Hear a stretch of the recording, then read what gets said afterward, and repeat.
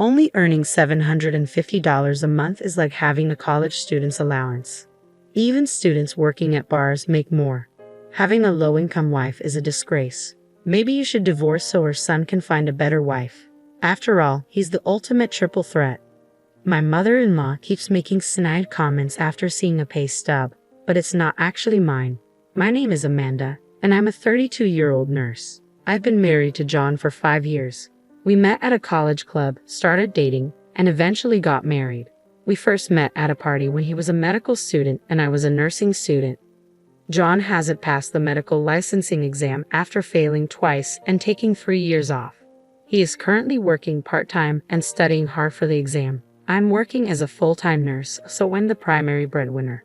John isn't the type to brag about making money in cosmetic surgery or post pictures of a $468,000 Rolls-Royce on social media. He's serious and dedicated, reading accounts of people who've lost family members to illness, checking the number of people affected by infectious diseases daily, and studying literature on Japan's healthcare system. I respect him, even though he isn't a doctor yet. He genuinely wants to become a doctor to save his patients, so I didn't abandon him despite his lack of income as he entered his 30s. He kept the fact that he wasn't a doctor yet a secret from his parents. "Sorry, my mom is too nosy," John said. "It's fine. I support you so you don't have to worry about your parents. Live your life the way you want. This is short term," I reassured him. That's why it remained a secret.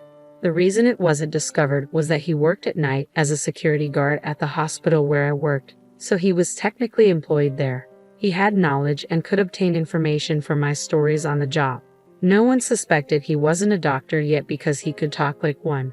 So to the seldom seen in-laws, I said, yes, patients really like him. I believe that while cruel lies hurt people, kind lies sometimes save them. Telling a patient, "You have 3 months left and there's no chance of recovery," creates a countdown that's often worse than saying, "You look good today, and you ate a lot." That's how people are. On the other hand, my mother-in-law, who is the complete opposite of my serious and honest husband, has a very harsh personality. She's the typical overbearing mother-in-law. She looks down on me for being a mere nurse married to her son, the doctor. "There must have been so many better options," she often says, like a beautiful dermatologist. I always apologize and bow my head when she talks like that.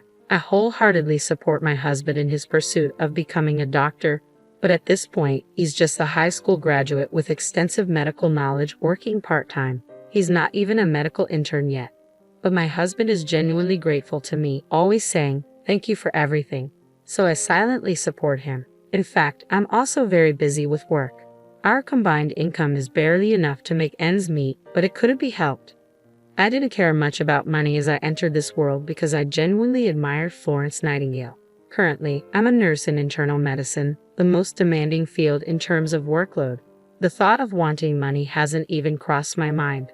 As long as we can live, eat, and stay healthy, that's enough. Isn't that ultimately what life's about? Despite the fact that I'm supporting my husband's living expenses and tuition, my mother-in-law goes around the neighborhood saying, "My son is a doctor and earns well." If he were a serious doctor, he wouldn't want his mother to brag about his income, good or bad. But my mother-in-law doesn't care and only talks about money, money, money. As her son, he has no choice but to silently endure it. She is completely unaware that he is actually working as a security guard in uniform at the hospital instead of walking briskly in a white coat like she brags about. Even if he were walking briskly in a white coat, it's not something to brag about and gossip about. I understand the feeling, but it should be restrained. I was worried that my husband's mental state might be affected and he might fail the medical licensing exam. He's barely hanging on to his dream of becoming a doctor. If he ends up spending his entire life as a security guard after enduring this long journey, it would be a shame. Moreover, his personality is well suited for a doctor. His only weakness seems to be his kindness. That's why my mother-in-law's speculations like claiming my son makes $373,000 a year only add more pressure on him. Knowing that's false only makes things harder for him. Once I gently voiced my disapproval. I think it would be better for the patients if he didn't talk so much about his job because it might cause problems. After all, if you think about it from the opposite perspective, would you want to go to a doctor whose mother is constantly boasting about her son when you're sick? But my mother-in-law didn't care. Shut up, you're just a nurse. You should be grateful that you could marry a doctor. It's luckier than winning a $3 million lottery. Money can't buy status, you nursing school graduate. She spewed such verbal abuse. Yes, I'm sorry. Thank you for allowing me to marry John. I respect him both as a doctor and as a person, so please just leave him alone, I replied. You're so annoying. We can still make him divorce you and remarry. It would be pitiful if our future grandchild inherits your low IQ blood.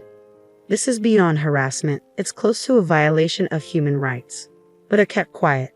Somehow, compared to saving a patient's life or my sense of mission in my work, my mother-in-law's sarcasm seemed very trivial.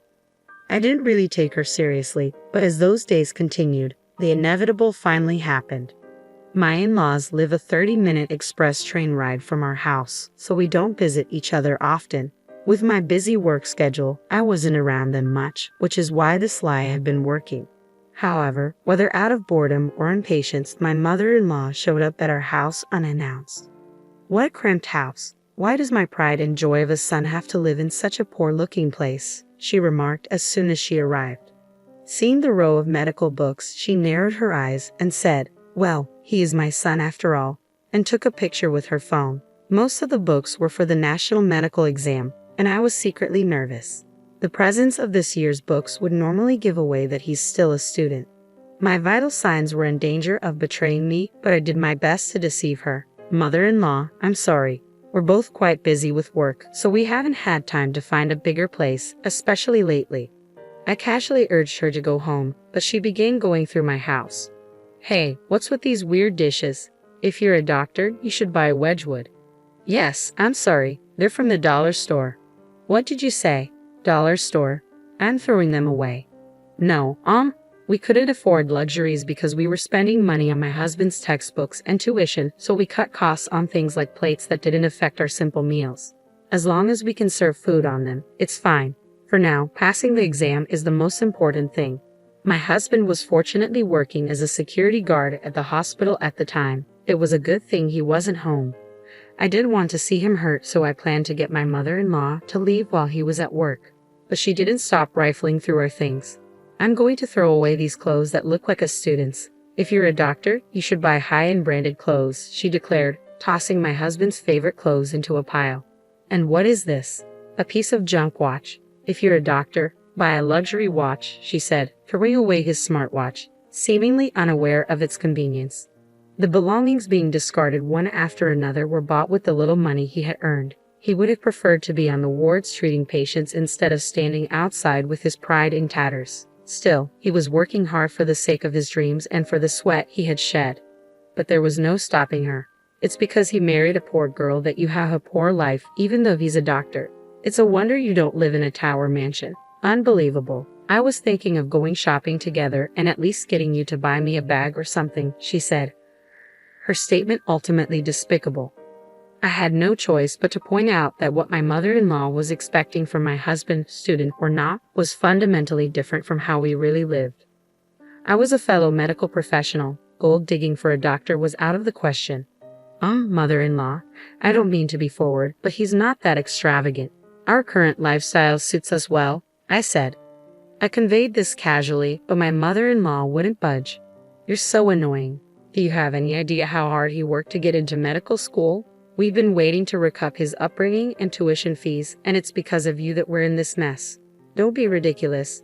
My mother-in-law, increasingly heated, didn't stop searching my house. She rummaged through not just the kitchen but also every closet, discarding anything cheap.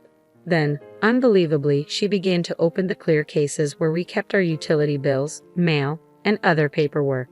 That's when she found the pay stubs. They were marked with $750 and $2.25. Despite my husband's name being clearly written on them, she either didn't notice or couldn't read the writing. She screamed, $750? What do you mean, $750? You nurse. That's not my son's daily wage. Even anesthesiologists make $750 a day, and you're the wife of an internist making only $7.50. Are you slacking off at work or what? She began to go insane. That's why you're living in such poverty. You're a money sucker, huh? Barely working as a nurse and deceiving the doctor. You're just a part-time nurse because it sounds good. $750 is nothing, so quit already. That money was earned by him during the younger doctors passing him by, working in the gaps between his study hours for a very low daily wage. It was by no means the same with or without it. I thought it was a very pure number. But my mother-in-law's madness wouldn't stop, and finally, the worst happened. You're a poor, luck-bringing wife.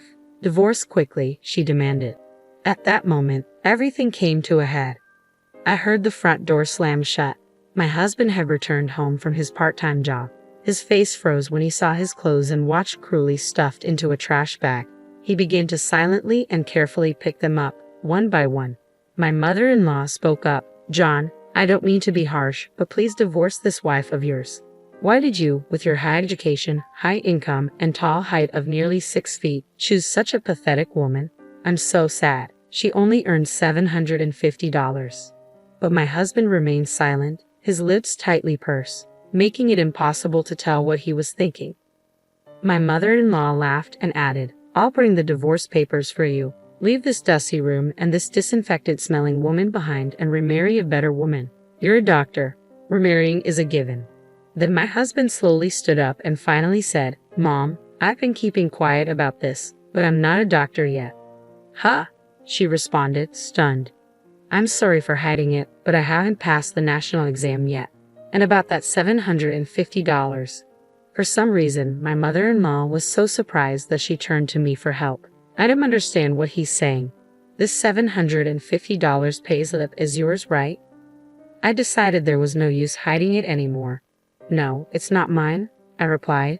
My husband chimed in, that's my salary for my part-time job. That can't be. You're lying, right? She stammered. I'm not lying. It's true, he said firmly.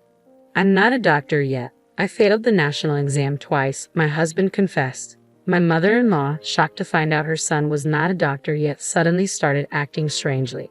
As she rummaged through her house, she slipped on some scattered newspapers and fell to the floor, crying out for help. She managed to avoid hitting her head but broke her right arm with a loud snap.